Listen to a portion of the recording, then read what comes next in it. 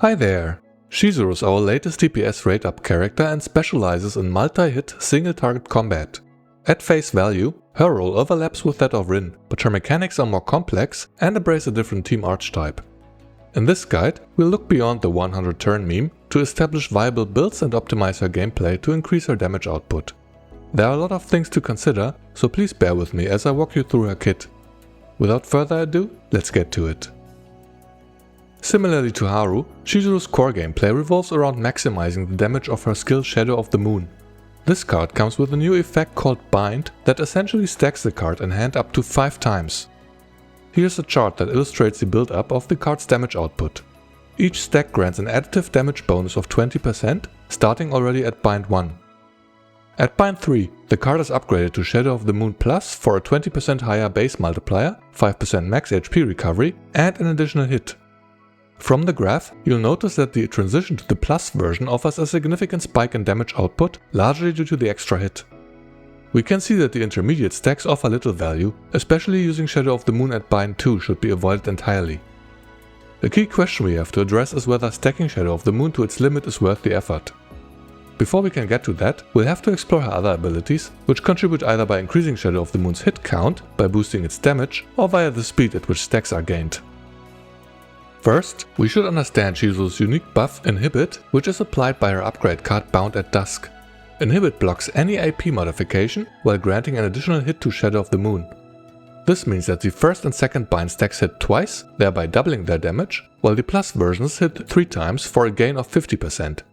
Here's the graph with Inhibit active for comparison.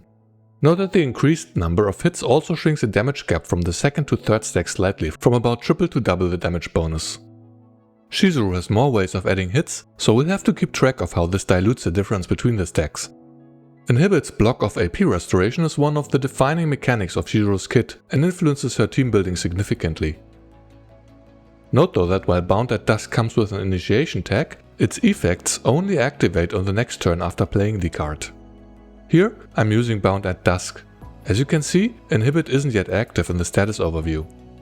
When using Hugo's Hunting Instincts, which has a Divine Epiphany, the AP goes up as expected. The same applies to Shadow of the Moon's bonus hit. It is only gained from the second turn onwards. On turn 1, the skill still hits only once. Starting from turn 2, it hits twice. Inhibit is now listed as an active status. When trying to recover AP, nothing happens. This works both ways, meaning effects that lower your AP also won't apply. For instance, the sealed version of Eternal Hunger, that would normally decrease your AP when drawn, doesn't take effect. Note that breaking a target is an exception to the rule and still restores AP. From a character design perspective, there's no good reason why Inhibit combines these two completely disjointed effects. Gaining an additional hit for Shadow of the Moon doesn't justify the downside of Inhibit at all. Instead, it appears to be a method of forcing Chizuru into a different team archetype that doesn't involve a battery support.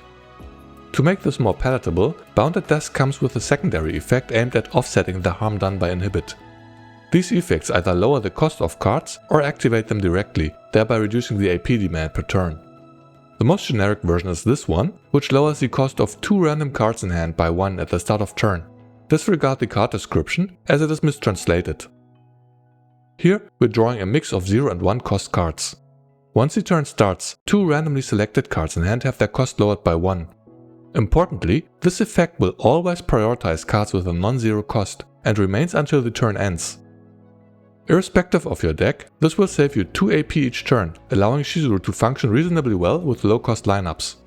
Alternatively, this variant of Bound at Dusk decreases the cost of a single card by 2, prioritizing the one with the highest cost.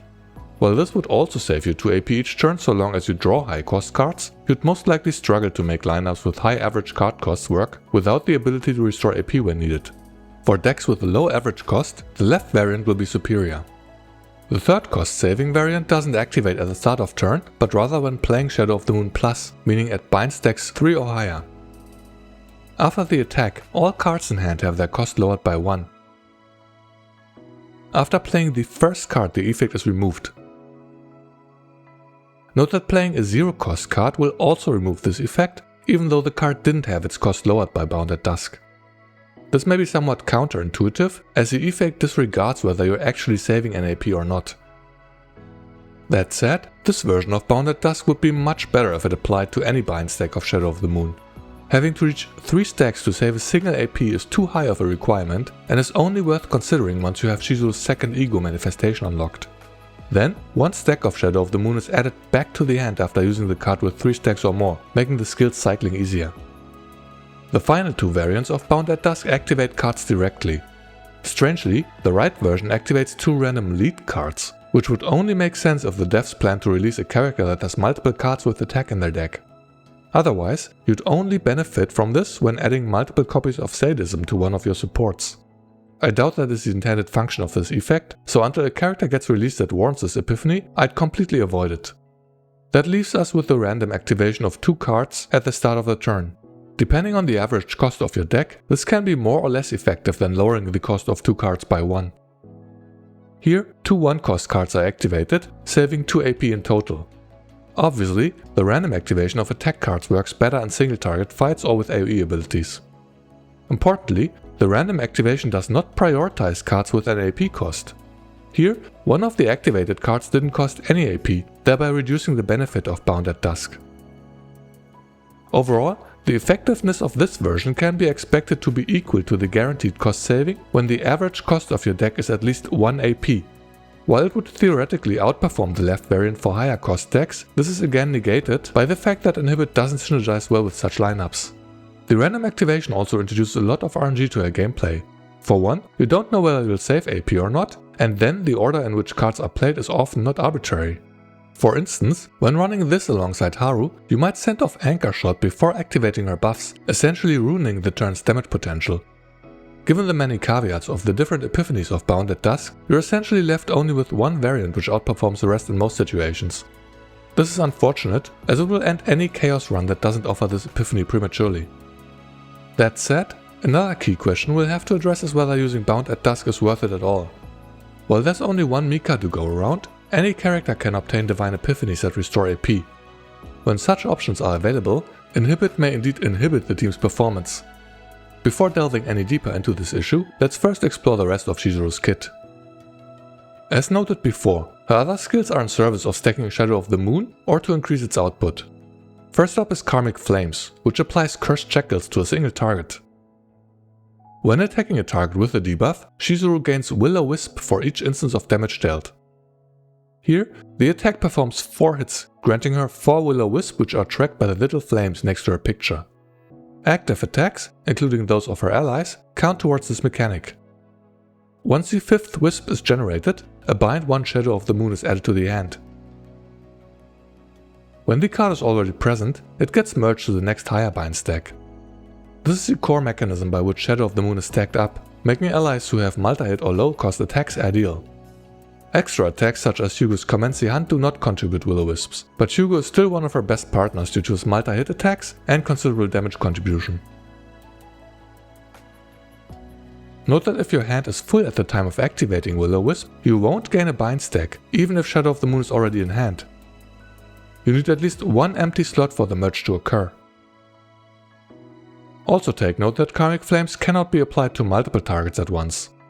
Here, I have 2 copies of the card. After switching targets, the debuff is removed from the left opponent and transferred to the right one. This makes Karmic Flames a bad choice for card duplication. That said, the Epiphanies take the card in one of 2 directions, though all of them will apply the debuff. First, the attack variations are meant for single target fights, where you'll get to repeatedly use the card against the same opponent. Since the debuff has no duration, the card obtains a bonus effect when hitting a target that is already affected by Cursed Shackles. Gaining an extra hit or more damage is self-explanatory, though out of the 2 the additional hit is preferable to generate more Will-O-Wisp. The middle option works the same way as Bound at Dusk by reducing the cost of the next card, though in this case, specifically for Chizuru's cards. Here, I'm using this version of Karmic Flames against a target inflicted with Cursed Shackles. Then, all of her cards have their cost lowered by 1, which only affect Shadow of the Moon in this example. This essentially provides a refund of Karmic Flames AP cost. Note though that, as with Bound at Dusk, using a 0-cost card will remove the effect. When using one of Chizuru's other abilities to increase Karmic Flames' hit count, you activate the bonus effect multiple times. Here, Karmic Flames hits twice due to Tsukuyomi's buff. As we attack, Karmic Flames is also gained twice, once per hit. While we still lose one instance of the effect by using a 0 cost card, we get to use a second card at reduced cost before it changes back to normal.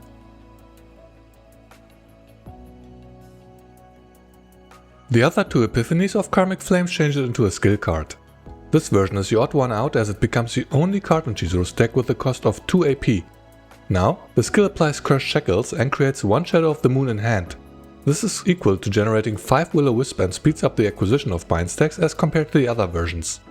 However, the increased cost makes it unwieldy and only worth running alongside this version of Bound at Dusk, or without self-inflicting Inhibit in a lineup that generates AP.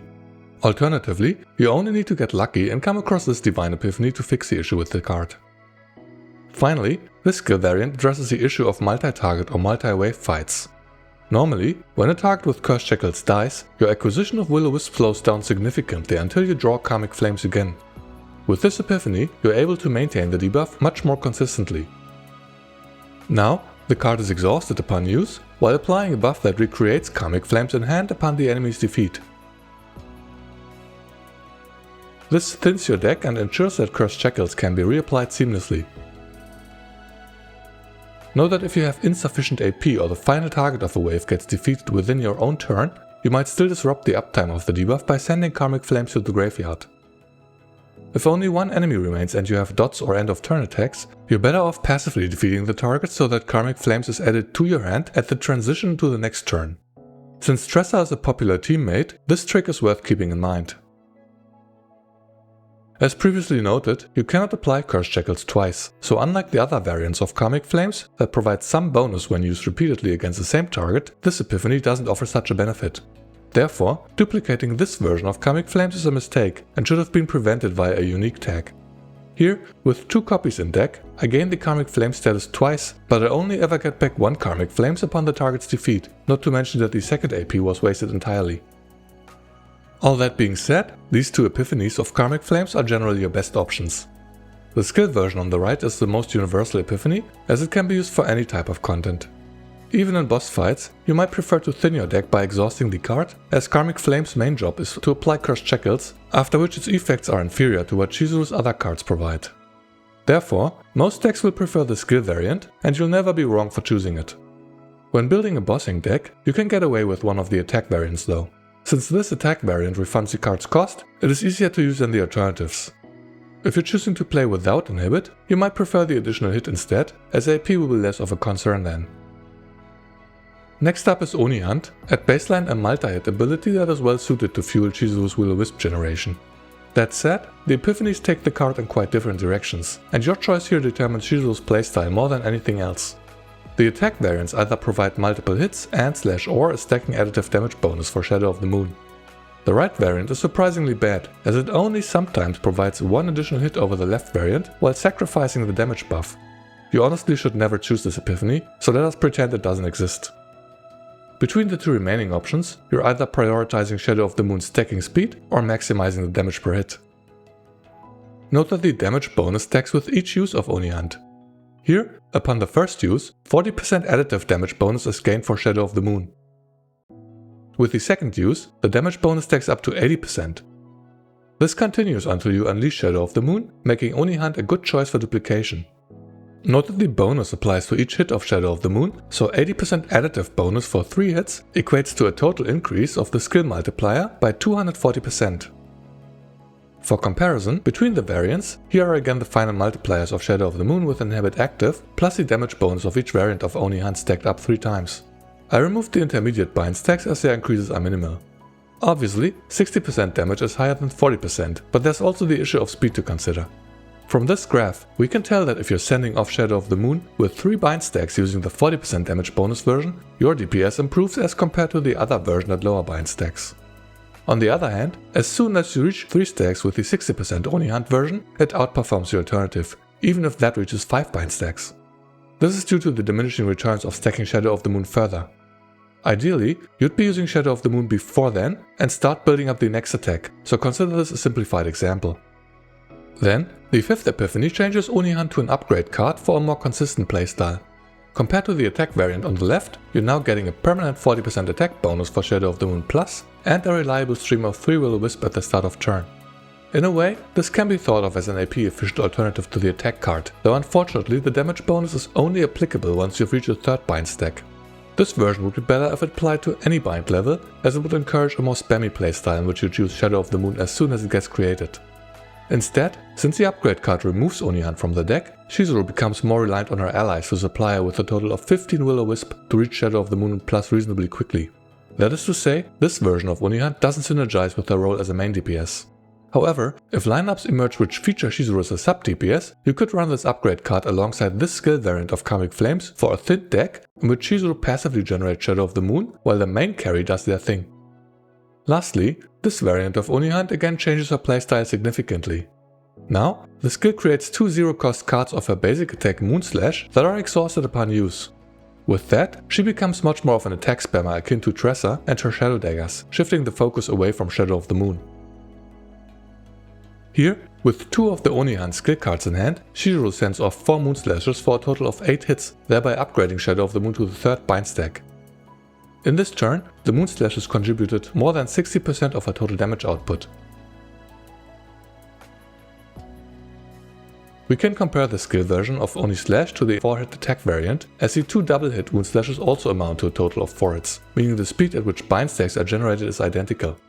This graph shows the total skill damage multiplier for a turn as just shown, with 2 Oni Slashes, followed by a Shadow of the Moon. The total sum of 8 hits theoretically only generates 1 stack of Shadow of the Moon, but in case the card was drawn, or Will-O-Wisp were already present, we'll compare the difference up to the third bind stack. As you can see, using Oni Hunt as an attack card is slightly more effective than going for a more spammy playstyle. At lower bind stacks, the total damage is comparable, but the difference becomes more pronounced with the upgrade to Shadow of the Moon Plus. Then, the additional hit makes the additive damage bonus of the attack variant more valuable. Note that this difference is constant for the higher bind stacks, as their hit count remains the same. It's also worth keeping in mind that having to play more cards to achieve similar results is not ideal against some opponents. In Chaos, mutant camps with passion enemies have very low action counts that punish you for playing too many cards. This is one of the reasons why I started to favor Hugo over Tressa as Chizuru's teammate. These enemies tear you apart before you get to play a dozen Shadow Daggers. That said, there are buffs that specifically target basic attacks, making a build focused on such attacks feasible. Moving on, the final puzzle piece of Chizuru's kit is Tsukuyomi. The card serves either to speed up the generation of bind stacks or to increase the hit count, depending on its epiphany. These 3 variations all contribute Will-O-Wisp stacks in some manner. The option on the left grants 3 wisps per hit for the next attack card, meaning it is best used with the multi-hit variant of Oni Hunt. Using the 4-hit Oni Hunt against a target with Cursed Shackles and Tsukuyomi active, we can obtain 16 Will-O-Wisp at once, 4 from Cursed Shackles and 12 from Tsukuyomi's effect. This immediately adds a Shadow of the Moon Plus to our hand. Note that Tsukuyomi can be stacked up. Here, after using the skill twice, the next attack yields 6 Will-O-Wisp per hit. With Shadow of the Moon Plus and Inhibit active, the attack performs 3 hits, thereby restoring a total of 18 wisps. With 3 prior to the attack, 4 bind stacks are added to the hand. Remember that Shadow of the Moon normally doesn't generate any wisps, as Cursed Shackles excludes bind cards from its effect. That said, the other 2 Tsukuyomi variants are intended for builds that prioritize lower hit counts in favor of greater damage buffs or number of attacks. The skill card is the burstier option for faster bind stack generation at the expense of consistency. Unlike the upgrade card, which has a unique tag, it can also be duplicated, though you'd probably want 2 at most in your deck, as attack cards have the priority to make the skill work. With few or no copies and without good drawing utility on the lineup, the skill variant becomes too unreliable though, as its timing needs to align with a handful of attack cards. This unreliability is resolved by the upgrade card that needs to be used only once, to then supply you with a consistent influx of wisps. Here, with the skill variant of Oni Hunt, we're creating 2 Moonslashes in hand. As the target is inflicted with Cursed Shackles, each hit generates 2 wisps due to the debuff and another 2 due to the activated Tsukuyomi. This generates a total of 8 wisps. The upgrade card further adds utility by thinning your deck so that attack cards are drawn more easily, making it overall the preferable option between the 2. Then, the remaining options increase the damage output more directly. One variant increases Shadow of the Moon's hit count by 2 with each use, while the other one is a compromise between damage and Will-O-Wisp generation. Note that these 2 effects stack up differently in practice. Here, after having used the 2 bonus hit variant once, Shadow of the Moon Plus is at 5 hits. Upon the next use of the skill, we're up to 7 hits. In the effects overview, we can see that Tsukuyomi stacks up until Shadow of the Moon is activated. This effect is to blame for the meme that has people stack up for hundreds of turns to show off a seemingly endless flurry of attacks. As for the other variant, here we have 2 cards in hand with 2 hits each. Using Tsukuyomi, any of her cards have their hit counts increased. On a complete tangent, let's find out if the bonus hit also generates an extra card draw from Portaer Fury. As it turns out, the card draw effect only applies to the original number of hits. When using Tsukuyomi a second time, you can see that the effect now grants a bonus hit to the next 2 attack cards. In contrast, the Wisp generation is doubled for the next card. Using the first 3 hit attack, we generate a total of 9 Wisps, 6 due to Tsukuyomi and 3 due to Cursed Shackles. The secondary part of Tsukuyomi's effect is then removed. When using Shadow of the Moon Plus, still with an additional hit due to Tsukuyomi, it doesn't generate any more Wisps. Consequently, these 2 variants differ significantly in what they can and are intended to accomplish. While stacking hits for Shadow of the Moon is a pure DPS increase, the left option is a more flexible alternative. Mostly, the additional hit is ideal for an ability like Oni Hunt, now hitting 5 times for 4 additional Wisps or 10 in total with Shackles active. This build stacks at a slower pace than the non-bonus hit Tsukuyomi variants, but has the benefit of granting more damage for Shadow of the Moon when needed. With that, it is time to start putting everything that we've learned together for Chizuru's optimal builds. Your choice of bound at Dusk is dependent on the average cost of your deck, though for most purposes this variant is optimal, as it guarantees you a cost reduction of 2 AP and doesn't interfere with your gameplay plan. If you don't get to choose this epiphany, it's time to restart your run, or consider removing bound at Dusk for a deck without Inhibit. For simplicity, we'll also assume that you're using this version of Karmic Flames that exhausts itself to thin your deck and to maintain Cursed Shackles against multiple opponents. You can get away with one of the attack variants though, in case you don't get to choose the other epiphany. The choices for Oni Hunt and Tsukuyomi will determine the direction of your deck. The most straightforward build puts Chizuru in the role of a sub-DPS using the upgrade version of Oni Hunt. Since this build doesn't include attack cards besides Shadow of the Moon, you'd necessarily go with a 2 bonus hit variant of Tsukuyomi. You need to remove all 3 basic cards to make this deck work and don't require any duplications. Then, after the setup is complete, you have an extremely thinned out deck with 3 cards that remove themselves, only cycling Tsukuyomi and occasionally Shadow of the Moon after its use. If you got the wrong version of Bound at Dusk, you may consider removing that as well, as Inhibit is less relevant in the setup. Deleting 4 cards in total may require 1 or 2 conversions though, depending on the tier of your Chaos run. If you choose a single hit variant of Oni Hunt, you're again looking at an almost identical build, as your priority is maximizing Shadow of the Moon's damage, rather than Will-O-Wisp generation. In this case, you definitely want copies of Oni Hunt or Tsukuyomi. To determine which is better, here's a graph comparing different variations and how they affect the total damage output combining Shadow of the Moon and Oni Hunt. Without significant help from her teammates, we can assume that Shadow of the Moon will be at lower bind stacks, though for completeness, we're also including the calculations for Shadow of the Moon Plus. I'm assuming a total of 2 duplications in this graph. Blue has copied Tsukuyomi twice, orange is evenly split, and green copied only Oni Hunt. Prioritizing Tsukuyomi yields the lowest damage potential, though to be fair it also doesn't cost any AP. The balanced approach which copies each card once is most effective, as it performs only slightly worse at low bind stacks and slightly better at higher bind stacks than prioritizing Oni Hunt. It also costs less AP, unless you have a cost lowering Divine Epiphany for Oni Hunt. Keep in mind that as soon as you add other damage buffs from someone like Ray, the extra hits from Tsukuyomi become more effective. Here, supposing that Ray provides an additional bonus of 120%, the difference between the blue and green bars disappears. The balanced approach still comes out ahead though.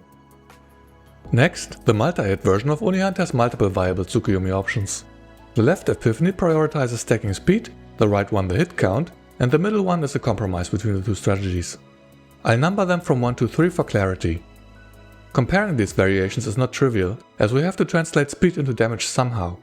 Being faster at generating bind stacks can lead to more uses of Shadow of the Moon, which is less AP efficient, or higher stack counts. As we've learned, the critical threshold is the transition to Shadow of the Moon Plus. Using 1 Oni Hunt and 1 Tsukuyomi, option 1 generates 16 Wisps, option 2 generates 10, and option 3 only 4. Here's the graph showing the damage for each of the options when reaching critical bind stacks. I'm assuming that Tsukuyomi 2 is used prior to Oni Hunt.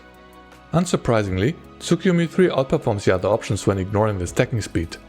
However, if Tsukuyomi 3 cannot reach Shadow of the Moon Plus, which solely relies on help from Chizuru's teammates, it is doing less damage than the alternatives. This example is highly simplified, as we are only assuming one use of Tsukuyomi and Oni Hunt respectively. When taking duplicates into account, the comparison becomes messier. Using Tsukuyomi once twice yields a total of 28 wisps via Oni Hunt, immediately creating Shadow of the Moon bind 5 in hand. This illustrates a downside for the increased speed, as reaching the final stack provides diminishing returns and even risks overcapping stacks. When updating the graph for the double use of Tsukuyomi, we can see that even at bind 1, Tsukuyomi 3 outperforms Tsukuyomi 1 at bind 5. Tsukuyomi 2 is slightly better still if it can get to Shadow of the Moon Plus, though this would again rely on her teammates for 5 additional wisps or assume that Shadow of the Moon was drawn from the deck. Overall, it's becoming clearer that the increase to the hit count outdamages your alternatives. While you could argue that faster stack generation allows you to use Shadow of the Moon more often, it would at best catch up in damage with Tsukuyomi 3 while being less AP efficient. It's also worth keeping in mind that additive damage bonuses provided from the team scale much better with the increased hit count. This leads us to a deck that is almost identical to the one which used the single hit variant of Oni Hunt. As before, a balanced approach to card duplication works best, copying Oni Hunt and Tsukuyomi once each. Comparing the two main DPS stacks against each other, we're again faced with a trade-off between more damage versus more stacking speed. In this graph, I'm comparing the use of 2 Oni Hunts, 2 Tsukuyomis and 1 Shadow of the Moon. Reaching 5 bind stacks is only feasible with help from my allies, so the comparison between the first and third stack performance is more interesting. The 4-hit Oni Hunt can generate 8 wisps by itself, while the single-hit version only generates 2 wisps. When Shadow of the Moon is used before the third stack, the single-hit variant wins. Otherwise, the multi-hit variant takes over. It's difficult to say one is strictly better than the other. If we assume that most lineups will manage to push the multi-hit deck to Shadow of the Moon Plus, while that's a lot less likely to happen consistently for the single-hit deck, I'd wager that this build comes out ahead for most purposes. It is also more in line with Chizuru's specialization in multi-hit combat, which is often encouraged against Void opponents. One issue that needs addressing is whether Inhibit is worth its trade-off. When running decks with a lot of draw power, you can quickly find yourself in situations where you have to end your turn prematurely due to a lack of AP. Here, I'm using a deck on the final stage of Dimensional Twilight with 3 copies of Tsukuyomi and 2 copies of Oni Hunt. Admittedly, the support deck from Rei is optimized for drawing utility rather than AP restoration, but let us assume her build was a little more balanced. Then, with just 1 more AP to use a second Oni Hunt, we'd already outperform the additional hit from Inhibit significantly. Not to mention that we are also generating more Will-O-Wisps that way. In Chaos, Inhibit is valuable as you're still trying to build a deck, and any extra hit for Shadow of the Moon counts, but for other content with optimized lineups, it is becoming more of a crutch. As soon as we get a second AP battery support, there'll be little reason to tie our hands behind our backs.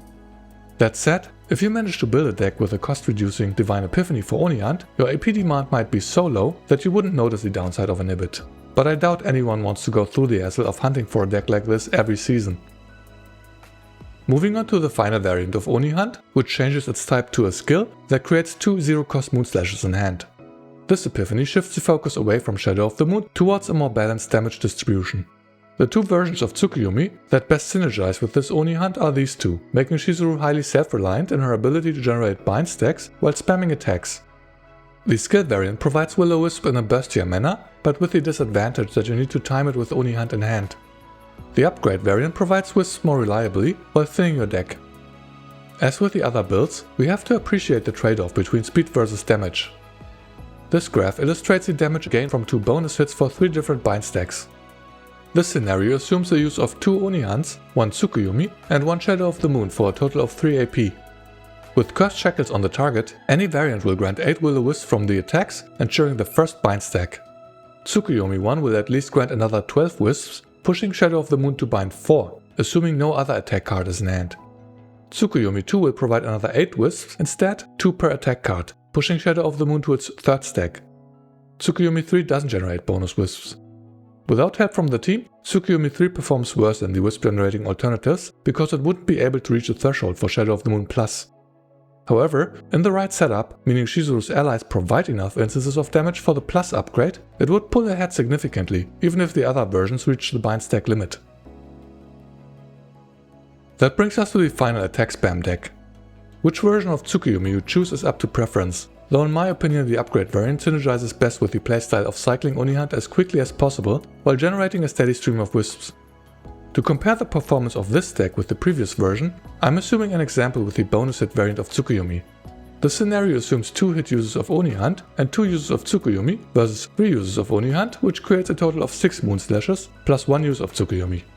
The result for the Moonslash variant looks a little worse when using a 2x2 split, so I decided to emphasize the attack spam even more. While the multi-hit Oni Hunt variant outperforms the Moonslash variant on this simplified example, it's easy to imagine that basic attack spamming will look better when taking a dedicated support like Ray into account. At the moment, the deck is a viable alternative simply because Strike of Darkness exists. With 80% bonus damage per hit, 12 Moonslash hits would add almost 1000% in damage. The power of each deck likely changes with new support characters, so I'll leave it at that before the complexity becomes overwhelming. Let me conclude with some important takeaways. First, bind stacks are not created equal. Try to use Shadow of the Moon either immediately or as soon as it reaches its 3rd stack, and only ever stack higher when you don't have enough AP to use the card. Deliberately aiming for bind 5 is a mistake. Also, avoid playing Shadow of the Moon at 2 bind stacks specifically, because it is only marginally better than the 1st level, but a lot worse than the 3rd stack. Then, keep in mind that the activation of Inhibit is optional. Even if you didn't remove Bounded Dusk from the deck, if your lineup has decent AP generation, you'll likely perform better when you're not forced to end your turns prematurely. This depends on your lineup's drawing utility as well. If you're dedicated enough to hunt for Divine Epiphanies, there are 2 variations that outclass the rest. The first priority is the cost reduction for Oni Hunt, making Chizuru's deck extremely AP efficient. That way, you'll likely never have to worry about Inhibit's downside. The next best option is a draw bonus for Tsukuyomi. With multiple copies of this, you're able to quickly cycle through your deck. This may increase your AP demand, so consider removing Bounded Dusk from the deck when nearing the end of the run, if your faint memory still allows for it. Chizuru's best teammates provide additive damage bonuses or high hit counts. Ray is her best support for most content, though I find Mika's sustain hard to replace when it comes to chaos. The best sub-DPSs are characters like Luke, Tressa or Hugo.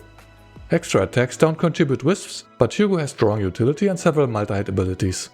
For Chaos specifically, I prefer Hugo because he contributes damage without requiring many actions, which is advantageous against hard-hitting enemies with low action counts. That brings me to the end of this video. There was a lot to get through, and somehow there's still more I would have liked to cover. Making guides for CZN has turned out to be quite time consuming, largely due to the game's painful deck building process. I've been working on this guide for about a week, and as much as I enjoy diving into the mechanics, there comes a point where I'm ready to wrap things up. So before I succumb to exhaustion, I'm going to skip the remaining topics like partners, ego manifestations and gear. Compared to the deck building, these are far less complex, so I don't feel too bad leaving them out for now. But let me know if that's unacceptable, or if you still found this helpful regardless. If you're still on the fence about pulling Chizuru, I'd say she has turned out to be a very competent Void DPS, but due to the competition by no means a must-have. In any case, thank you so much for watching. See you next time.